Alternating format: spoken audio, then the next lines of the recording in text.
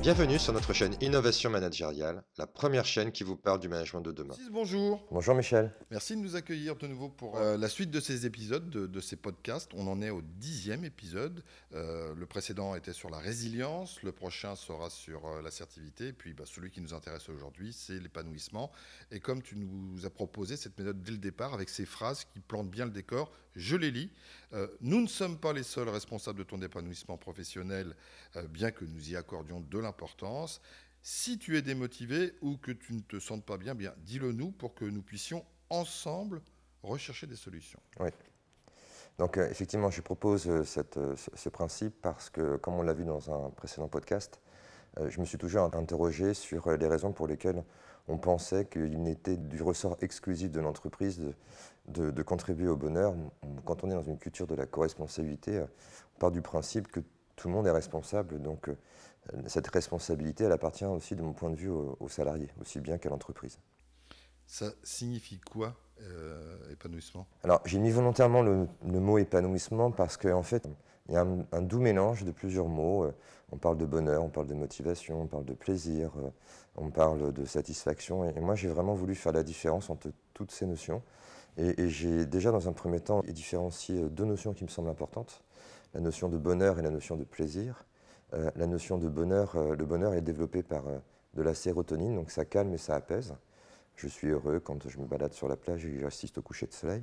Le plaisir, c'est plus la dopamine, donc ça excite. Et donc ça, c'était vraiment important de différencier ces deux notions. Alors souvent, quand j'en parle, les gens ne comprennent pas. Alors je leur dis, je leur donne un exemple, je dis, mais avec votre conjoint, est-ce que c'est 30 ans de bonheur au quotidien ou est-ce que c'est 30 ans de plaisir au quotidien? Donc là, ils comprennent un petit peu mieux, Oui. en général. Hein. Et je leur demande de surtout pas me répondre, ça, je ne veux pas créer de conflit. Et j'ai proposé une définition en disant, mais finalement, ces ressentis, parce que ce sont des ressentis, on les éprouve à 3 temps différents. Le premier temps, c'est avant d'aller travailler, et ça, c'est la motivation, motif d'action. Le troisième temps, c'est après avoir travaillé, c'est la satisfaction, donc j'ai été content de ma journée. Et le troisième temps, c'est pendant qu'on travaille, et c'est cette notion de plaisir. Et donc je pense que c'est important de bien différencier ces trois notions, parce que les facteurs et les leviers d'action sont complètement différents. Alors je peux me tromper, mais j'ai le souvenir que dans un des épisodes précédents, où tu parlais de responsabilité, je crois, tu considérais que c'était à l'entreprise d'assurer le bonheur de ses employés. Et là, tu es aussi en train de nous dire que ça passe par lui. D'après mes études, l'entreprise peut agir sur le bonheur. Le plaisir est, de mon point de vue, du seul ressort du salarié, de la personne. Parce que le plaisir, c'est extrêmement égocentrique. Il y a une vraie confusion, par exemple, avec la notion de motivation. Si on regarde la motivation c'est motivare, c'est justifié par des motifs. Donc ça fait des décennies qu'on dit c'est à l'entreprise de justifier par des motifs de ce que la personne doit faire pour qu'elle fasse finalement ce qu'attend l'entreprise. Et donc là, on n'est ni dans la notion de bonheur, ni dans la notion de plaisir. Et il y a beaucoup de théories sur la motivation. La première qu'on connaît tous, c'est la théorie d'Abraham Maslow sur l'évolution des besoins avec sa pyramide, qui dit qu'après avoir satisfait son besoin de sécurité, on entre dans une autre catégorie de besoins et il commence par l'appartenance. Cette théorie, elle date de 1943. On est en 2022. Je ne pense pas qu'aujourd'hui, notamment les jeunes générations, abordent le marché du travail en voulant absolument appartenir à un groupe. On le voit bien d'ailleurs avec le niveau de la fonctionnalité, donc la liberté, le télétravail. On n'est pas forcément sur l'appartenance à un groupe comme étant quelque chose de prioritaire, mais ce qui est le plus important, c'est le dernier niveau de la pyramide de Maslow, donc qui est l'épanouissement personnel. Et donc, je pense qu'il y a une inversion des trois niveaux. Après, j'ai du mal à croire aussi qu'on puisse motiver quelqu'un. Je crois que la motivation, c'est personnel. Et surtout, j'observe que beaucoup d'entreprises mettent en place tout un tas de dispositifs pour motiver des personnes, leur donner envie d'aller travailler. Et je m'appuie aussi sur les travaux d'Herzberg, qui sont assez connus, qui a mis en avant qu'il y avait deux types de facteurs de motivation, donc qui donnaient envie.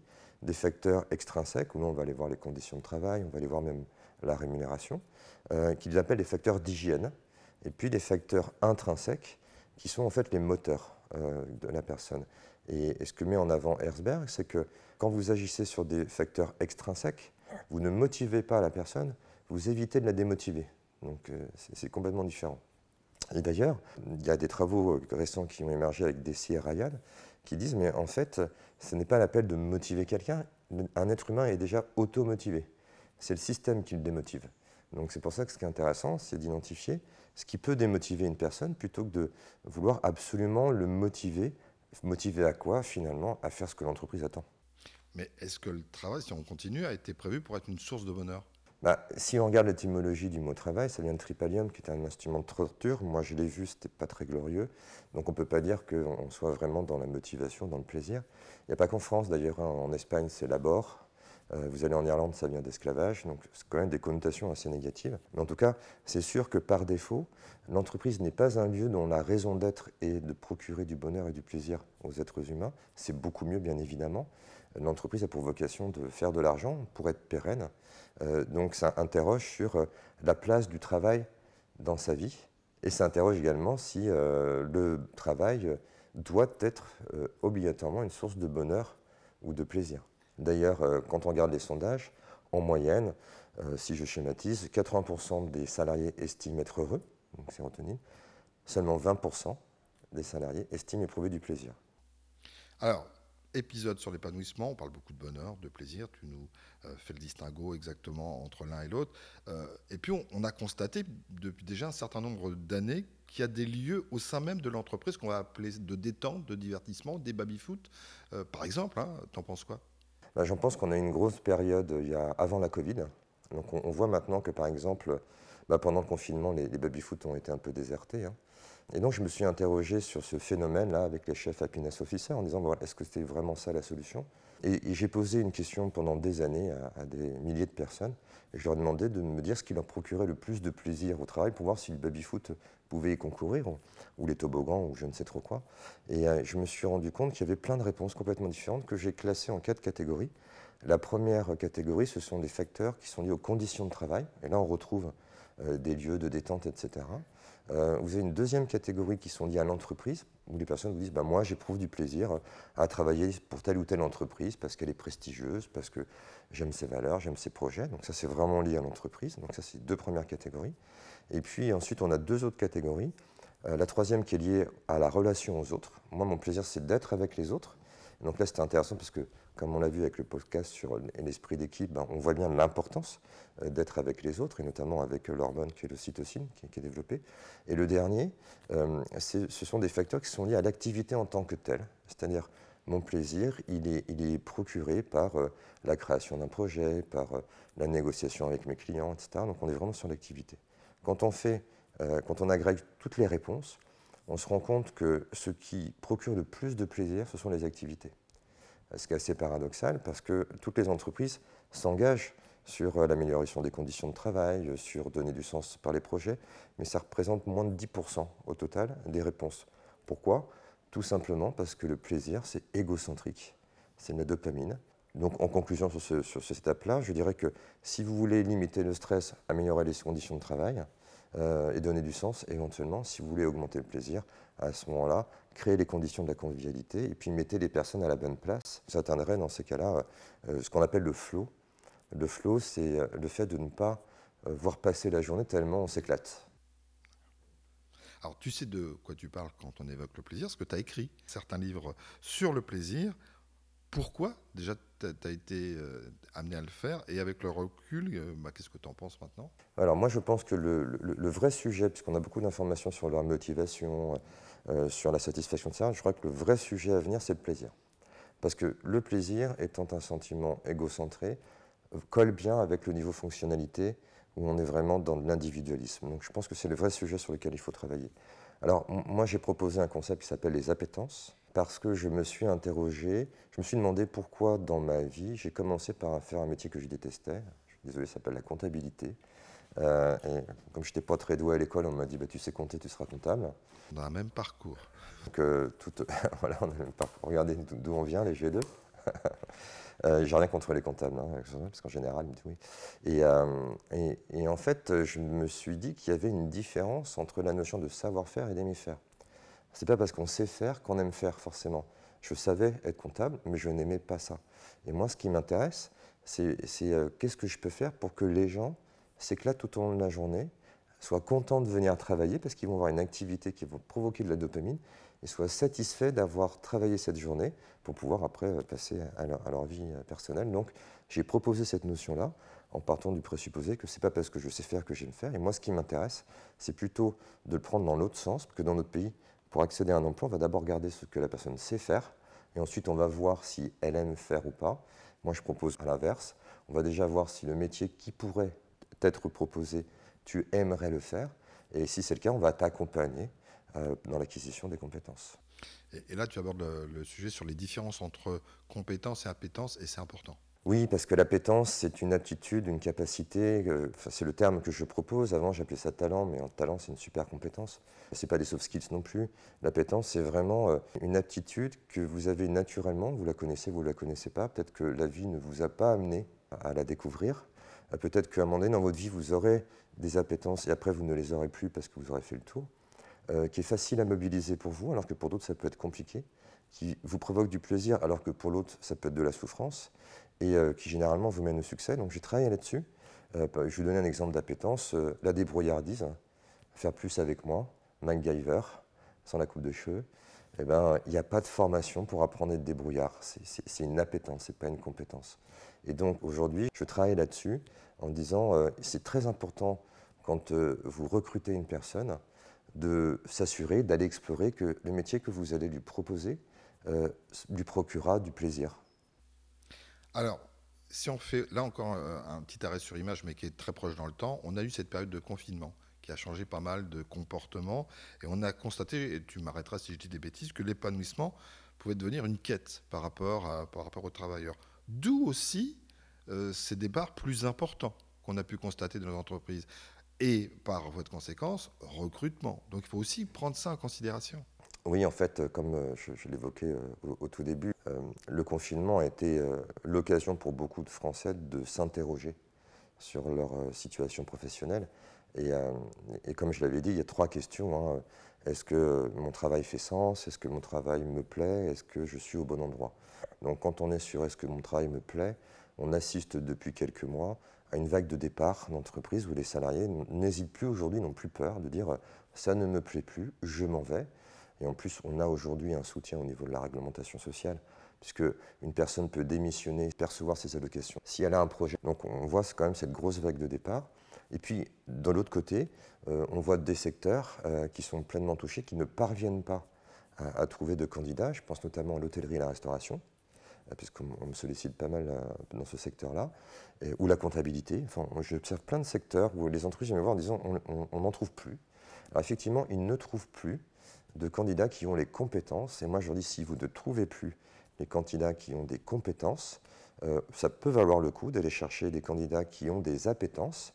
C'est-à-dire qu'on mise on fait un pari et on dit, voilà, toi, par exemple, tu as été cuisinier, tu veux devenir comptable, c'est pas un problème si tu aimes ça.